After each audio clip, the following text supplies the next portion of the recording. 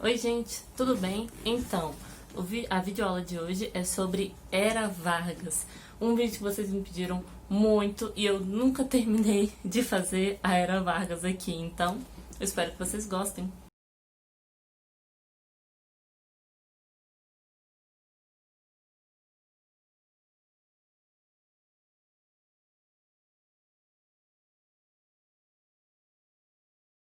Primeiro, para a gente começar entendendo essa Era Vargas, né?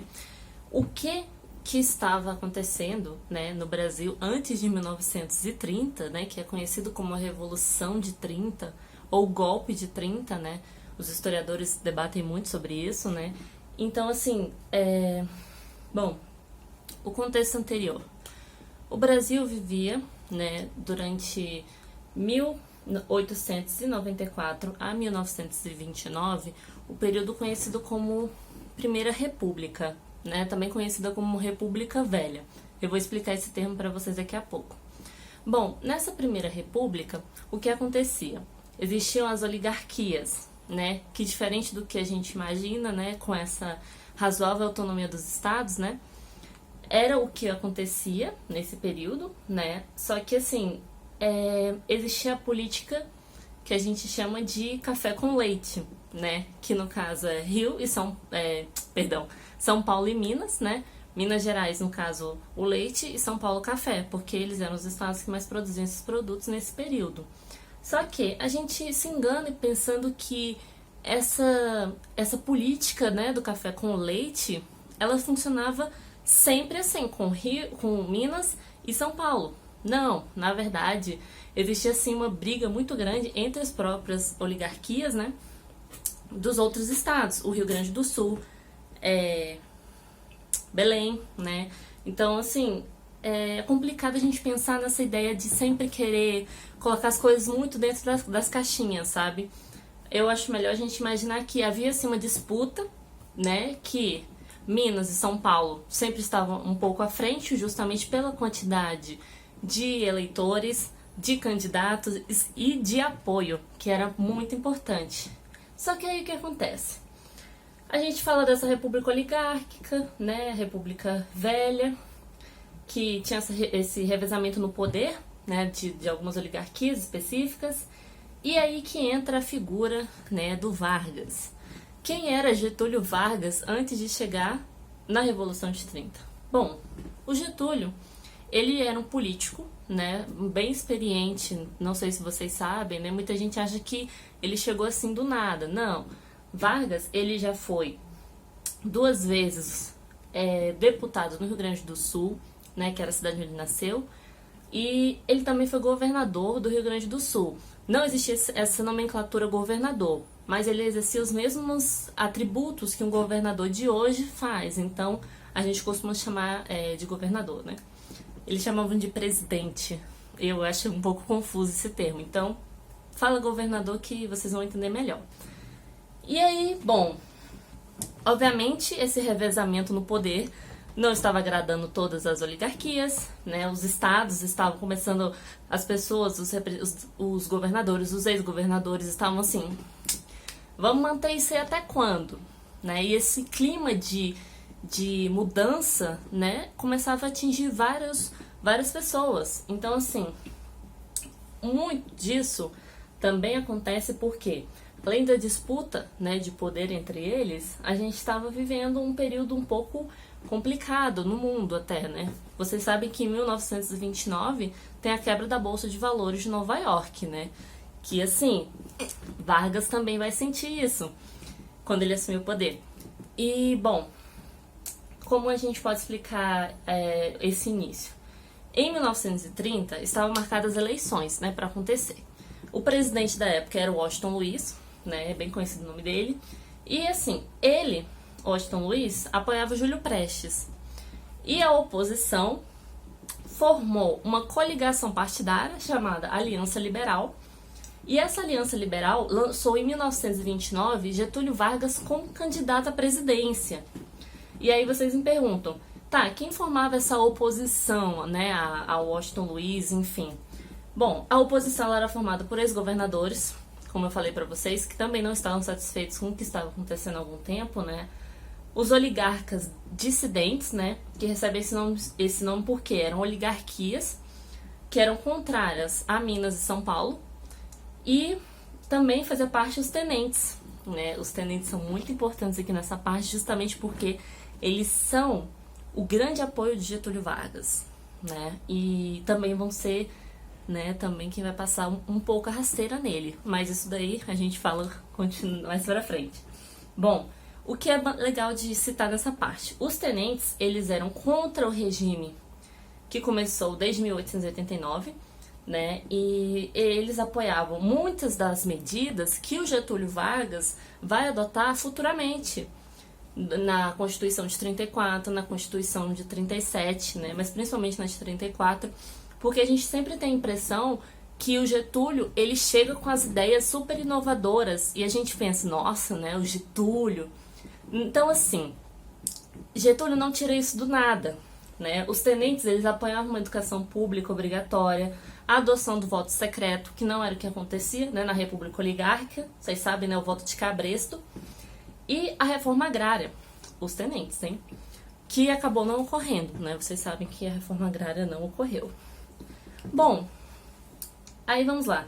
Essa chapa contrária ao Washington Luiz, né, que o Washington Luiz lançou, Júlio Prestes, a outra chapa, Minas, Rio Grande do Sul e Paraíba, sim, Minas, uma parte de Minas apoiou a candidatura de Getúlio Vargas, justamente porque, obviamente, quando a gente diz oligarquia, né, como a gente diz, Minas Gerais, é óbvio que não é Minas Gerais inteira que é contra Júlio Prestes, e muito menos a parte inteira apoia Vargas, né, isso eu quero deixar bem claro para vocês. Então, assim, Minas, Rio Grande do Sul e Paraíba, eles formaram oposição contra a chapa de Prestes. Então ficou Getúlio Vargas, presidente, João Pessoa, vice, e do outro lado o Júlio Prestes e o outro candidato, né, com ele. Bom, o que é importante lembrar dessa parte, né? O resultado das eleições. O Júlio Prestes vence, só que aí o que acontece? Getúlio Vargas disse que houve uma fraude nessa eleição, né? Porque ele usa essa justificativa justamente porque havia outras eleições que também foram fraudadas, né? Então por que essa também não foi, né? E também, outro fato que marca muito esse período é a morte do João Pessoa. No caso, ele é assassinado. O vice do Getúlio Vargas é assassinado na Paraíba. Só que o que acontece? Esse assassinato do João Pessoa não foi um assassinato pela participação dele política. Houve uma confusão no bar que acabou matando ele, que acabaram assassinando ele, né? Só que, obviamente, Getúlio usou isso como um artifício político, né? Pra falar, olha, Júlio Prestes deve estar envolvido nisso. E é aí que o Getúlio Vargas dá o golpe, né? Que é a chamada Revolução de 1930. Bom, gente, diante de tudo isso que aconteceu, né? Getúlio usa isso como uma desculpa, esse alvoroço político, justamente para ele dar o golpe com os militares. E ele depõe Washington Luiz, que era o presidente da época, né? Bom, as primeiras medidas de Vargas, né? Fechamento do Congresso, as assembleias estaduais e municipais, elas foram revogadas, né? E a Constituição, a Constituição de 1891, ela foi revogada e essas assembleias dos estados e dos municípios fechadas. Por quê? É óbvio que o Getúlio não ia querer bater de frente com esses estados agora, né? E vocês sabem que o que é muito importante a gente lembrar, com o fim dessa chamada República Velha, né? Não houve uma transformação assim, do nada. Começou em 1930, mudou o país, Brasil é outro. Não mesmo. Porque assim, a economia, ela continua rural, né? Vocês sabem, o Brasil continuou produzindo muito café, até pelo menos 1934 em diante, mas nesse período continuou ainda. E como o Vargas também é muito conhecido pelo setor industrial, sim, começou essa ideia de crescimento do setor industrial a partir de 1933, né? A partir de 1933, indo até 36, com essa iniciativa, e depois realmente uma indústria no Brasil. Mas assim, não é algo que começa já com ele assumindo a presidência, eu quero deixar isso bem claro. E As primeiras medidas, né? A gente chama essa parte, né? Pelo menos vários livros didáticos e os livros também historiadores chamam esse período de governo provisório, que vai de 1930 a 34. Por que provisório? Porque justamente ele revogou a Constituição de 1891 e então o Brasil estava sem uma Constituição. Sem Constituição, vigente. Vargas deu golpe, está governando ali com o apoio que ele vai escolher, que no caso é. Ele faz o quê? Bom, primeiramente, com esse início desse governo provisório, acontece um enfraquecimento do federalismo, né, que é essa razoável autonomia dos estados. Os estados não são autônomos, né? Vocês sabem que a gente é bem diferente dos Estados Unidos, né? Então, essa ideia do federalismo aqui é forte, né? Só que tem a diferença entre os países, né? E aqui nesse caso, só para ilustrar para vocês, né? Que os estados eles tinham sim uma autonomia, mas também não era tanta assim como tomar decisões assim de muita precisão sozinhos. Não, sozinhos não. Sempre tinham a interferência do presidente, né? E até hoje a gente é assim. Bom, mas nesse período acontece o fortalecimento do centralismo na figura do Vargas. Então, assim, o Vargas ele começa a construir essa imagem de centralidade nele desde quando ele assume em 1930. Por isso, não só por isso, mas com outros fatores, vários historiadores dizem que 1930 já pode ser considerado o início de uma ditadura, né? Bom, eu concordo com a ideia de que 1930 realmente é um período complicado, né? Getúlio assume de uma forma bem autoritária, assim, não autoritária no sentido da Segunda Guerra que eu tô dizendo, né? Mas digo de um sentido de uma centralidade na imagem dele. Mas 1937 é a afirmação, né, concreta de que o Brasil estava vivendo uma ditadura. Então, assim, o Estado Novo é a confirmação disso. Mas, bom, vamos continuar sobre o governo provisório, né? Durante o governo provisório, né, no início, houve a queima do café, né? Vocês sabem, o Getúlio Vargas queimou o café brasileiro, pelo menos uma grande parte dele, justamente para fugir do aumento da inflação. Porque os Estados Unidos, né, como vocês sabem, era o principal comprador de café do Brasil e eles estavam vivendo a crise de 1929, que também afetava o Brasil. Então, foi o meio que a gente encontrou para resolver isso. E, bom, nesse período também tem a criação do Ministério do Trabalho, da Indústria e do Comércio.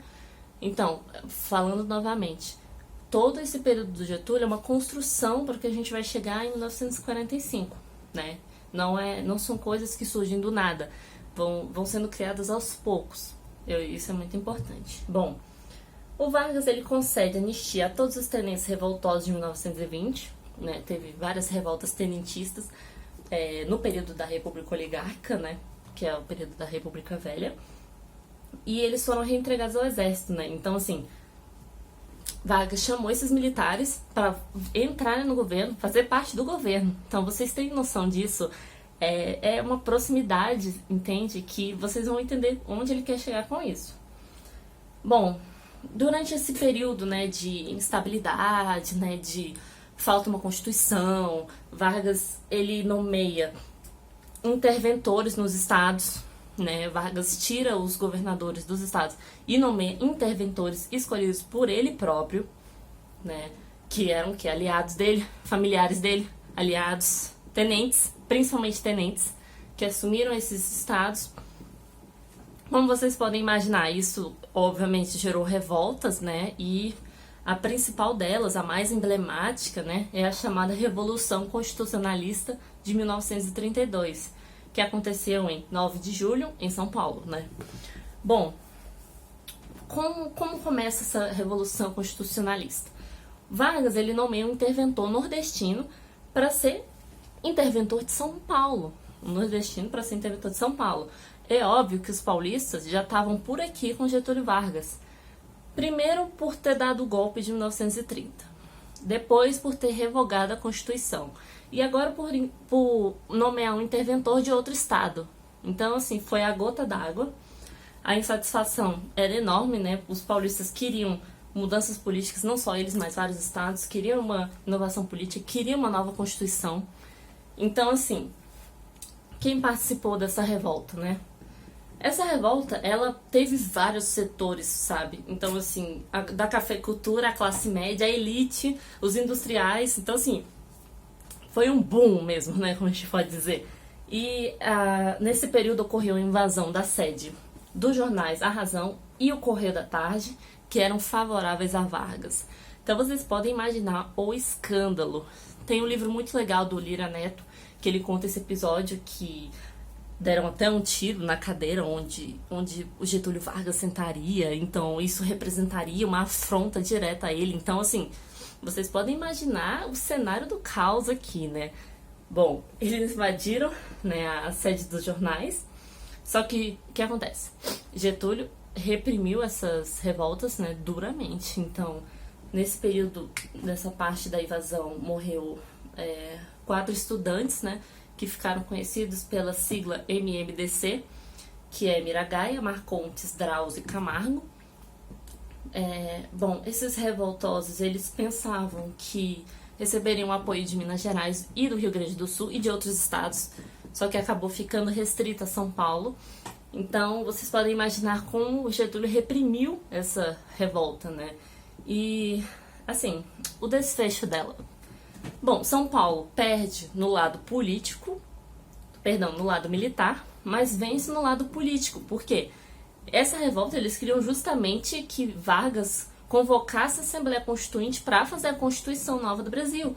E é justamente isso que eles conseguem. Com o fim dessa revolta, o Vargas, ele nomeia um interventor civil, importante, civil e paulista, né, Armando de Salles, e também convoca a Assembleia Constituinte, né, para o ano seguinte, e a Constituição no outro ano, em 1934. Bom, agora vamos falar da Constituição, né? Como era essa Constituição de 1934. Bom, com a Constituição de 1934, a gente começa outro período do governo Vargas, que a gente chama de período constitucional, que é justamente o período que ele governa com uma Constituição, né? Razoavelmente democrática, né? Razoavelmente. Bom, o modelo inspirador dessa Constituição de Vargas, então, ela foi inspirada na República de Weimar, né, na Alemanha, que foi a primeira república que existiu, que foi a república que existiu na Alemanha durante a Primeira Guerra Mundial, e durante o fim da Primeira Guerra e a ascensão do nazismo. Então, antes de começar o nazismo na Alemanha, existia uma república, né, que era a República de Weimar, e a nossa Constituição foi inspirada nela. Bom, o que é o principal para lembrar dessa Constituição? Com certeza é o voto feminino, porque antes as mulheres não podiam votar, né, não tinham direito a voto, e a partir dessa Constituição o voto feminino é instituído. O voto feminino e secreto, né? Bom, e essa Constituição visava o quê? Vários pontos: a economia, social, a família, a segurança nacional. E a educação também, né? O ensino primário passa a ser gratuito, né? Acontece uma nacionalização progressiva do solo, não só do solo, mas tudo que envolve ele, minas, jazidas, minerais. Então vocês podem ver que é uma construção já de Vargas, já pensando mais para frente, né? Então, assim, tem essa centralização na imagem dele, tem essa ideia de nacionalização, o que é muito bom lembrar. E essa Carta Magna, ela institui a justiça do trabalho, o salário mínimo, a jornada de 8 horas, férias remuneradas e o descanso semanal. Então, assim, foram conquistas, assim, que eram pedidas há muito tempo e que a gente consegue aqui. Lembrando, Vargas não tirou isso do nada, os tenentes já falavam disso antes e ele, agora sim, realmente coloca isso em prática, né?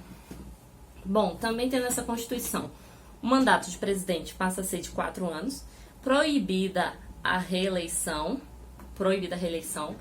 porque é muito importante dizer proibida a reeleição, porque justamente quando era para ocorrer as eleições em 1937, 38, Vargas dá outro golpe, né? Outro golpe, né? Com o plano Cohen, que vocês vão saber mais à frente. Bom, quem não podia votar nessa Constituição, nessas eleições, né? Os analfabetos, os mendigos e os praças de pré. Quem eram esses praças de pré? Bom, eram militares de hierarquia mais baixa, faziam parte de uma parte mais baixa da hierarquia militar. E outra coisa que é muito importante lembrar: os trabalhadores das cidades que receberam essas ajudas, né, que eram essenciais, né, do salário, das férias, foram os trabalhadores da cidade. Os trabalhadores rurais permaneceram desamparados. Muito importante dizer isso. Continuaram sem direitos trabalhistas, né? Bom, uma parte, com essa Constituição, uma parte dos tenentes se sentia derrotado por essa reconstitucionalização, né? E uma parte permanecia neutra. Falava assim, não, vamos ver como que acontece, né? E diante de toda essa incerteza que estava sendo gerada, e também com greves, mesmo que Vargas tenha feito tudo isso, ainda acontecia greves, né, no Rio de Janeiro, em São Paulo.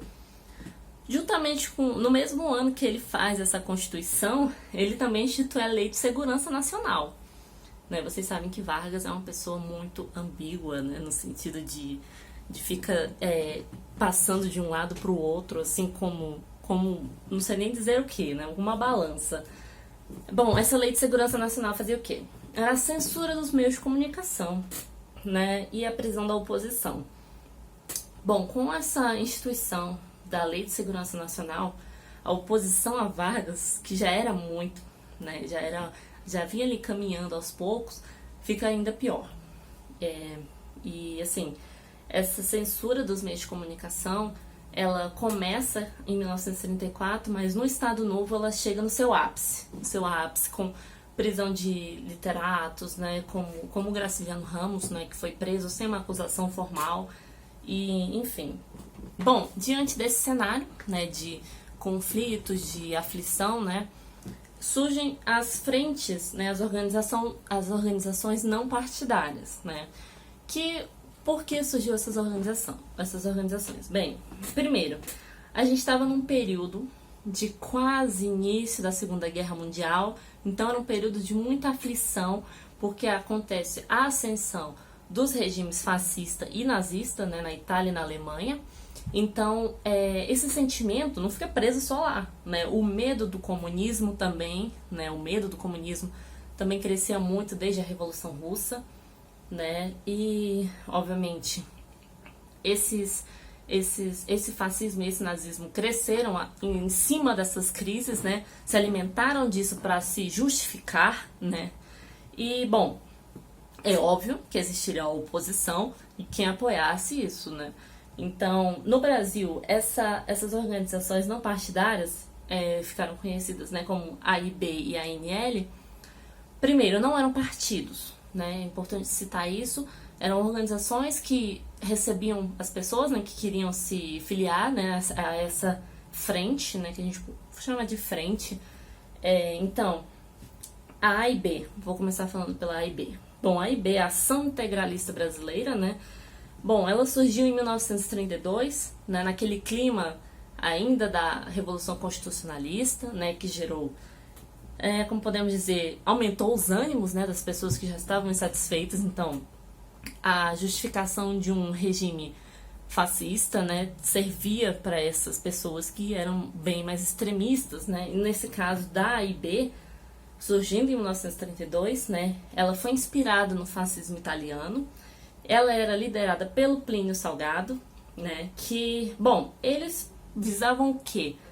Um nacionalismo exacerbado, né, eles eram antiliberais, justamente por causa da crise de 1929, vocês sabem. Depois disso, o liberalismo começou a ser duramente criticado, né, e esses movimentos se justificavam com isso, né.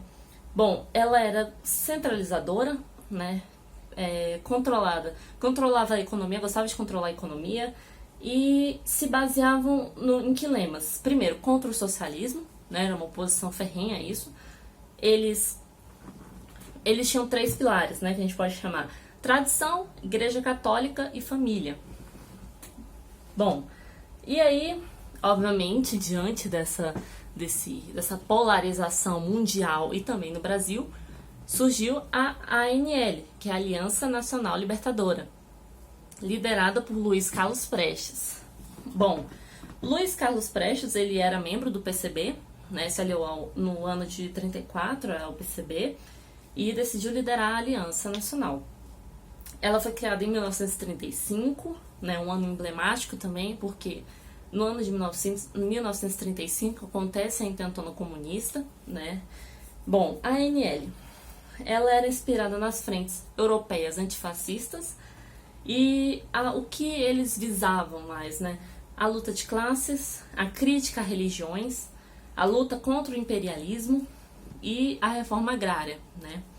E ela era formada por quem? Intelectuais liberais, nacionalistas que não concordavam com a Revolução de 30, não concordavam com o que aconteceu no Brasil em 1930, os sindicalistas e os membros do Partido Comunista. Então, como vocês podem ver, a gente não chama de partido justamente por vários grupos fazerem parte dessa frente. Então, a gente chama de organizações não partidárias, né? Os partidos políticos ficaram realmente serão criados e conhecidos a partir de 1945, já no final da Era Vargas, né? Isso será explicado para vocês posteriormente. Bom, diante desse cenário, Getúlio Vargas declara a ilegalidade da ANL em julho de 35. No mesmo ano de criação, Getúlio diz que é ilegal a organização. Aí, isso é importante porque a intentona comunista aconteceu em novembro de 35, no mesmo ano. Então, o que eles visavam? A derrubada do Vargas, obviamente, né? Instalar um governo popular chefiado por Luiz Prestes, né?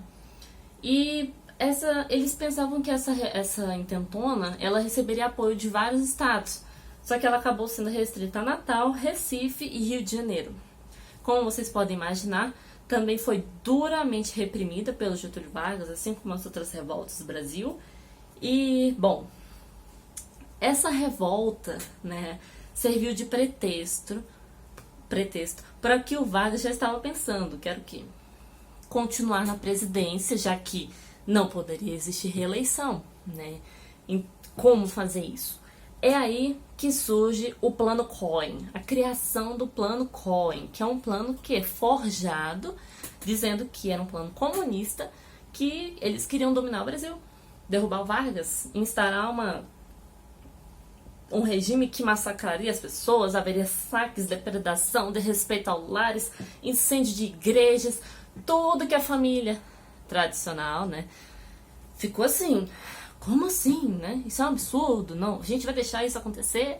E é aí que Getúlio aproveita o instante ali possível que o Congresso aprova o estado de guerra, suspende as garantias individuais, as garantias institucionais por 90 dias, e é aí que a gente começa o Estado Novo. Daí, Getúlio Vargas começa o chamado Estado Novo. Como eu falei para vocês, esse período é realmente a institucionalização da ditadura. Se antes duvidavam que existia uma ditadura no Brasil, agora não há do que duvidar, né? Não há do que duvidar.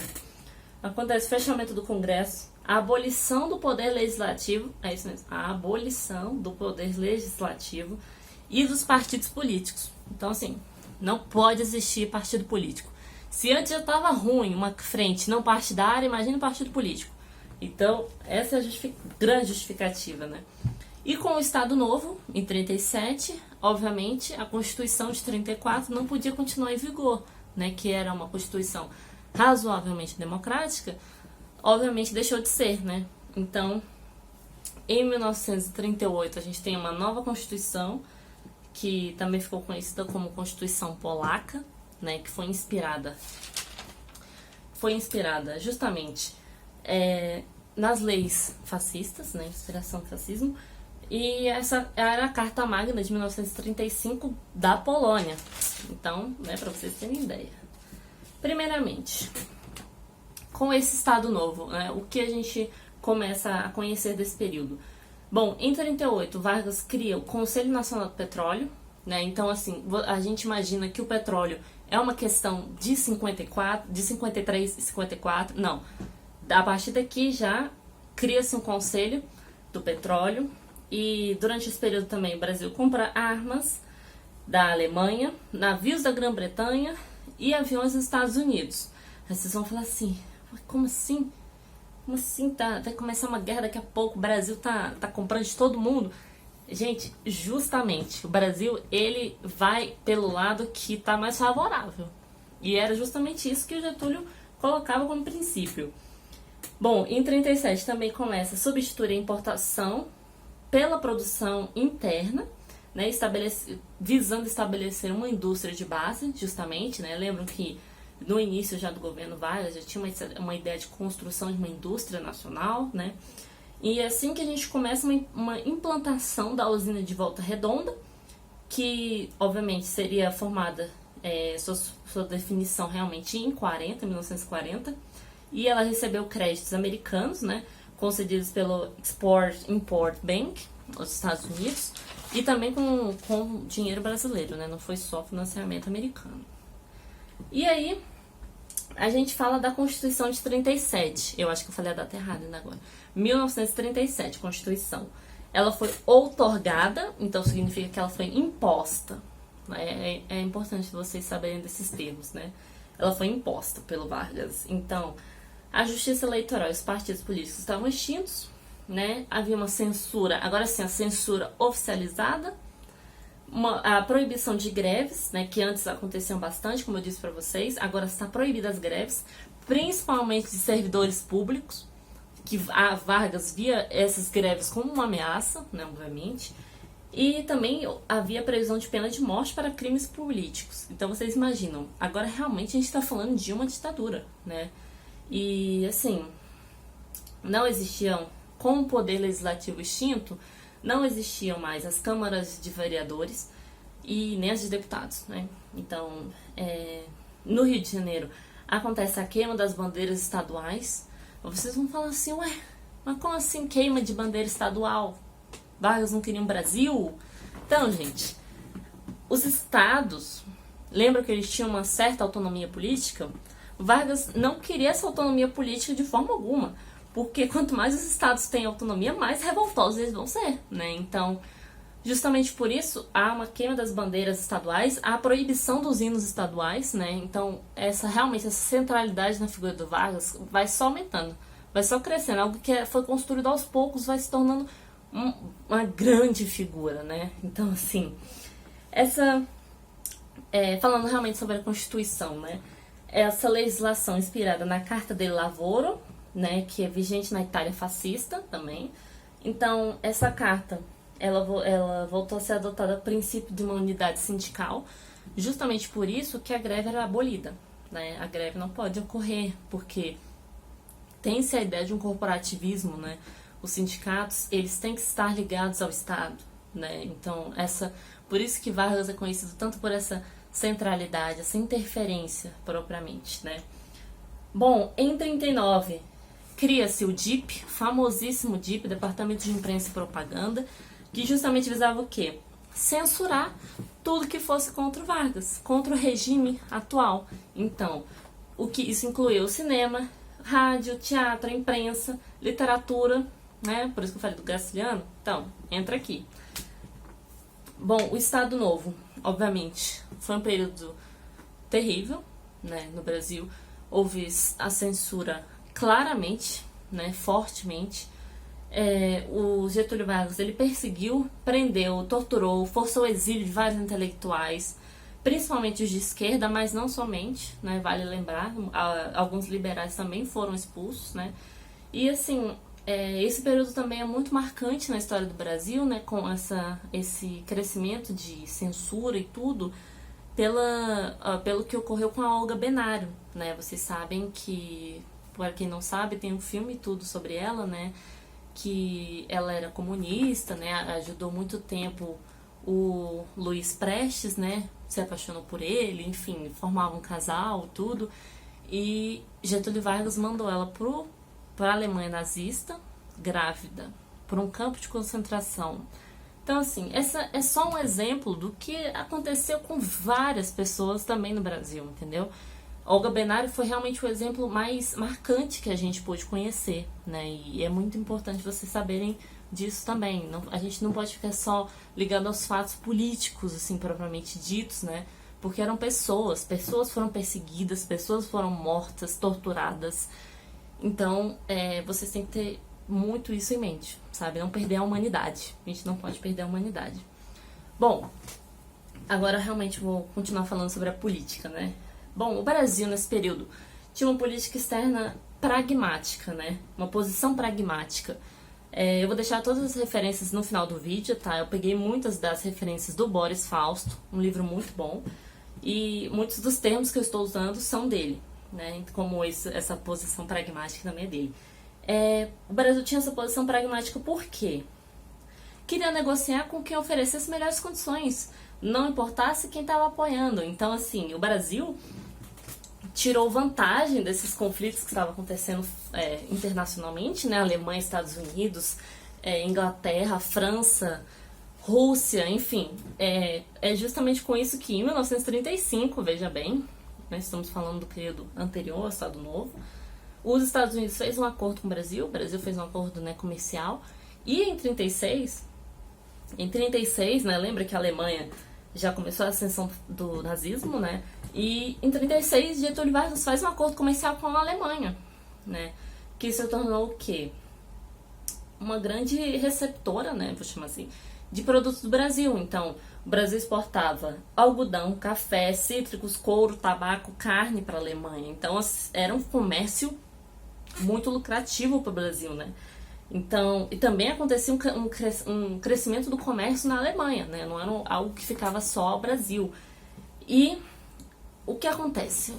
Durante o Estado Novo, né, justamente faz a gente pensar, bom, então, o que a gente vai fazer agora, né?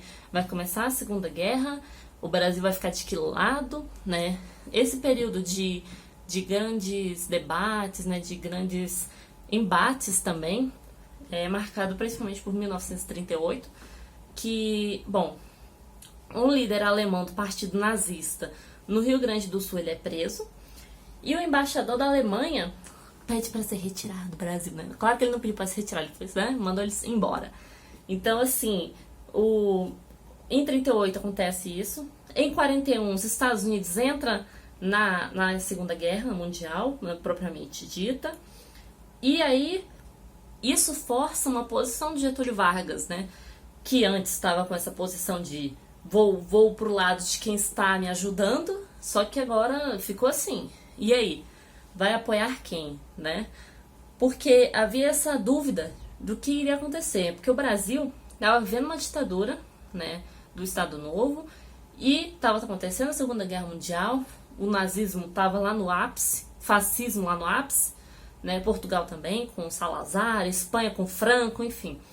E, bom, essa entrada dos Estados Unidos na guerra foi, assim, decisiva, sabe?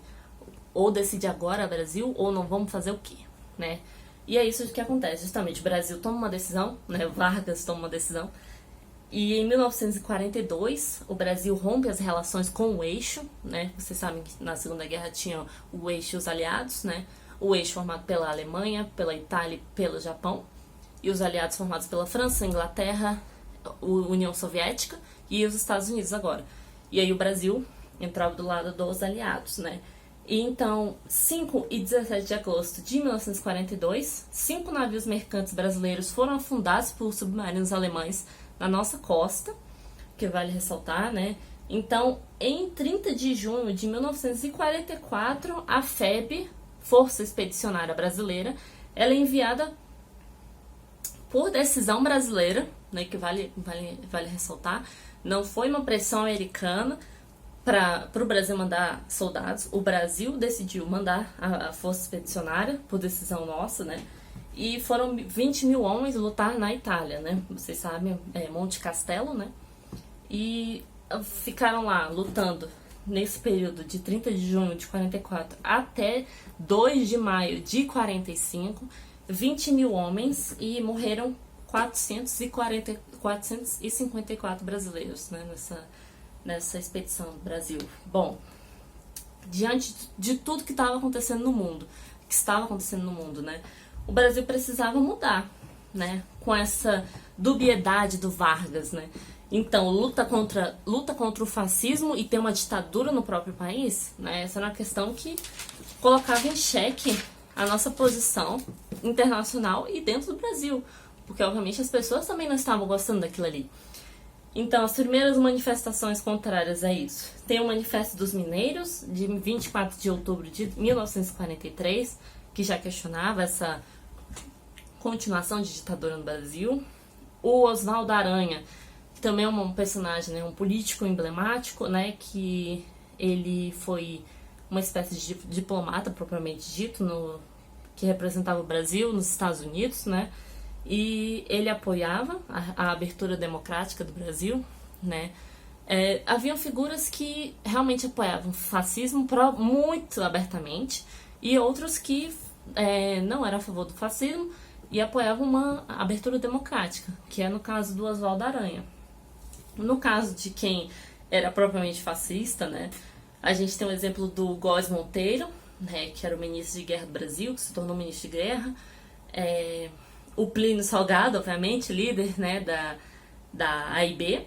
E, bom, vários intelectuais também que se aliaram ao Estado Novo, publicavam coisas sobre o Estado Novo.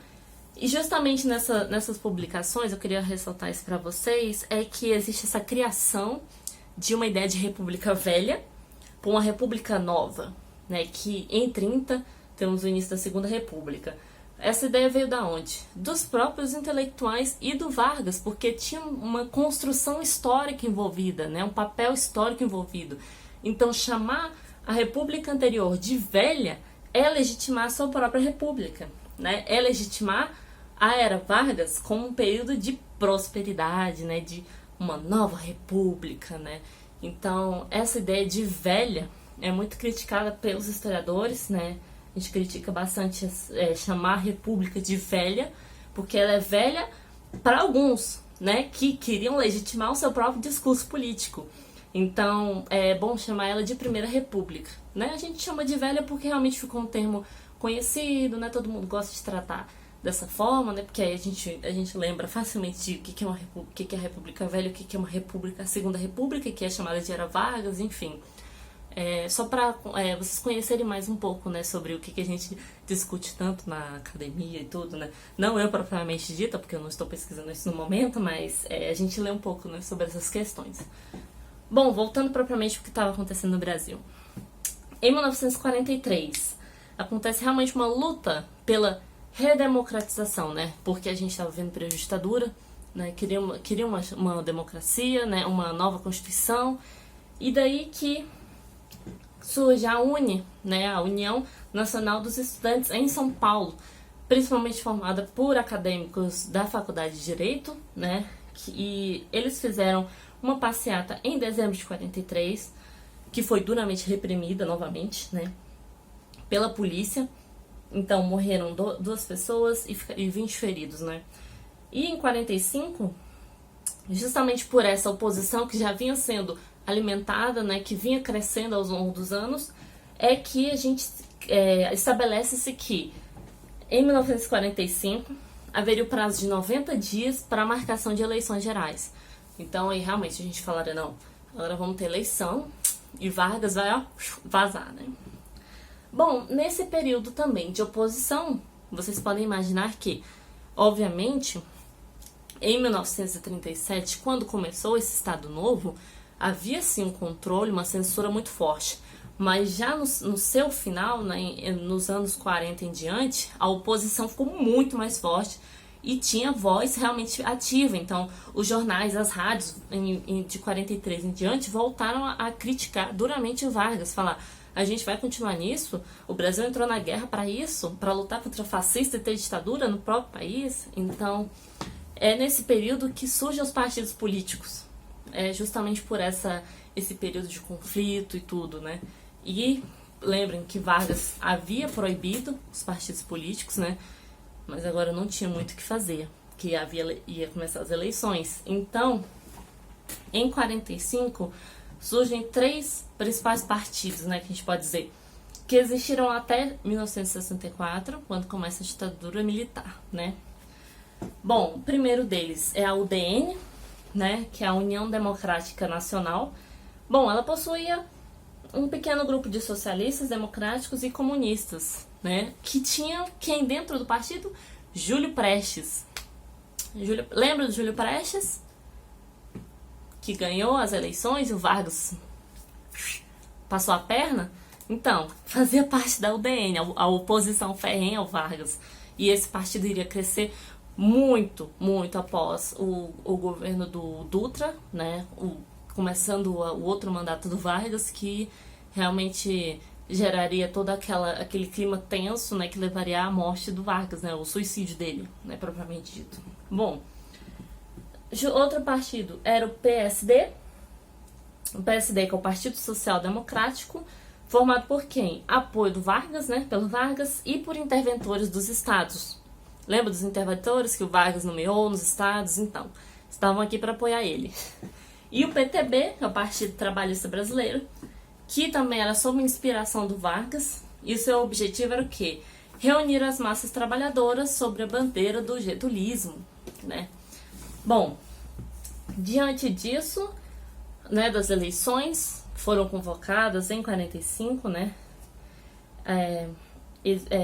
Lançam como candidato, obviamente não ia ser Getúlio, que ia sair, né? Então, a UDN lança Eduardo Gomes, e o PSD, né, que é o partido que apoia o Vargas, lembra? Lança o Eurico Gaspar Dutra, né? Diante disso, desse clima, surge o queremismo. Quem era o queremismo, né? O queremismo e o PCB, Partido Comunista Brasileiro, né? Partido Comunista do Brasil, na verdade, nessa época. O PCB apoia o Vargas nessa medida porque em abril de 45 o Brasil, pela primeira vez na história, abre as relações diplomáticas, né, com a URSS, a União Soviética, e eles queriam a permanência de Getúlio Vargas, né? Então, assim, o queremismo foi justamente esse pedido de queremos Getúlio Vargas, sabe? Getúlio Vargas tem que ficar, não tem que ter eleição, né? Ou então, se tiver eleição, Getúlio tem que sair como candidato. Então, gente, é uma coisa assim inimaginável, sabe? Que a gente fica se questionando assim, como, né? E é isso que é tão legal de estudar história, né? E esse movimento cresceu muito e, assim, mesmo que Vargas não tenha se candidatado para presidente, o aliado dele, que era o Dutra, venceu as eleições. Então o queremismo, querendo ou não, né, foi um movimento muito importante, tanto para a imagem de Vargas, quanto para a própria eleição do Dutra. Então, esse apoio ao Vargas não era apenas a ele, mas os próprios aliados dele também se beneficiavam disso, né? Então o queremismo foi esse movimento do queremos Vargas de volta. E é por isso também que o Getúlio volta, né, depois do mandato do Dutra. Ele vence as eleições. E dessa vez, ele vence as eleições realmente, ele não dá um golpe. Né, realmente, raro, né? Porque Vargas adora um golpe.